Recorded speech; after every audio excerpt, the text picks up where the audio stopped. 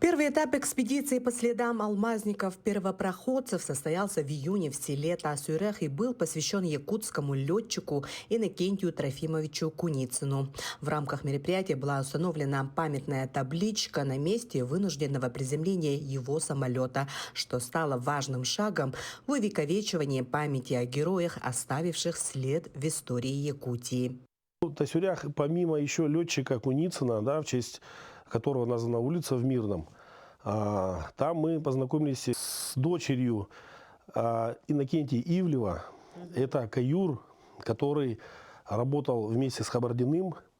И телеграмма, да, закурили трубку мира, табак отличный. Это вот он был, как нам сказали, соавтором с Хабардиным написания данной записки. В начале августа путешественники отправились в двухдневную экспедицию в Сунтарский улус.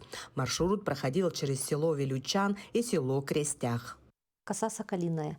Именно где были найдены 7 августа 1948 году первые якутские алмазы. Увидели первый деревянный дом нашего города Мирного, который построил основатель поселка Мирный Иннокентий Прокофьев.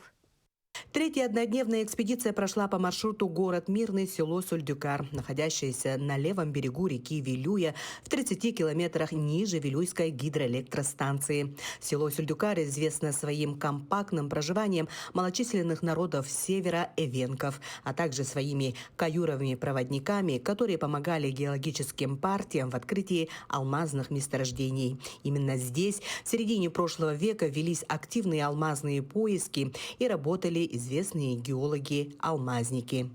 Мы посетили первую обогатительную фабрику по тем масштабам. Это очень большая фабрика.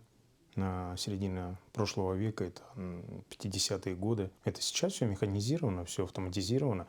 А тогда это же все руками. Там шурф был, откуда добывали вот эту вот как бы сырье, которое поступало уже на эту фабрику. То есть он сохранился, ствол этого шурфа, обвалился он, конечно, но само его присутствие там есть. Промытый грунт лежит. То есть крупные фракции отходила в речку, а мелкая фракция, соответственно, там, где, я так понимаю, находились сами алмазы, она уходила чуть в сторону, и до сих пор оно там как бы присутствует. Экспедиции стали не только возможностью узнать больше о богатой алмазной истории региона, но и укрепить связь между поколениями, сохраняя память о первопроходцах. Члены экспедиции отметили, что каждая поездка была насыщенной и запоминающейся, открывая новые страницы в истории алмазного края.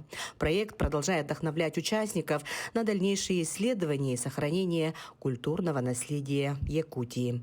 Анна Васильева, Мирный.